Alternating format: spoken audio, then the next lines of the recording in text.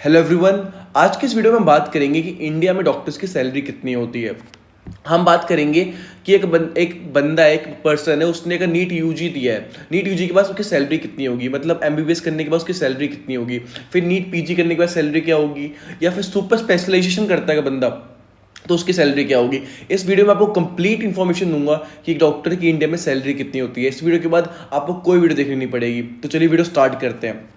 तो हम स्टार्ट करते हैं। तो पहले हमारे पास चीज़ आती है नीट यूजी। तो आपको पता होगा नीट यूजी एक वो रास्ता होता है जिसके थ्रू आप गवर्नमेंट और प्राइवेट मेडिकल कॉलेजेस में एडमिशन लेते हो। इस पूरी वीडियो में हम बात करेंगे गवर्नमेंट मेडिकल कॉलेज के बारे में, गवर्नमेंट, ठीक है।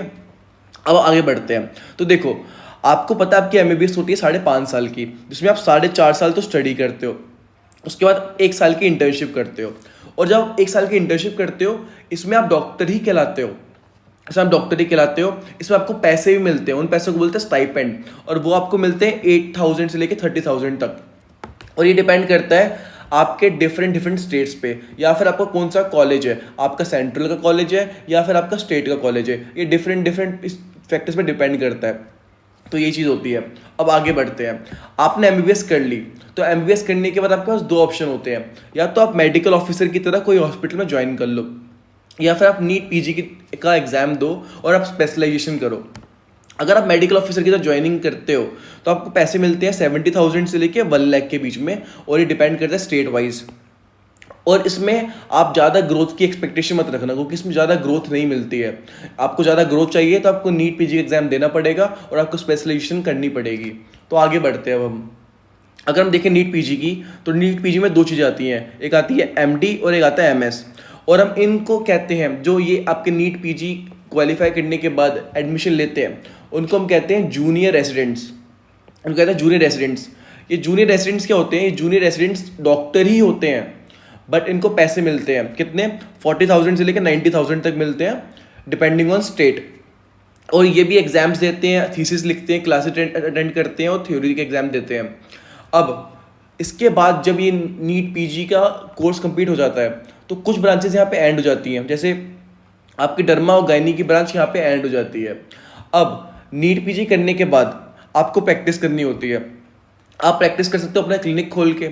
आपने अपना क्लिनिक खोल लिया, उसमें आपको पता ही है, आपकी पर डिपेंड करता है आप कितनी अर्निंग करते हो, आप कौन से एरिया में खोलते हो।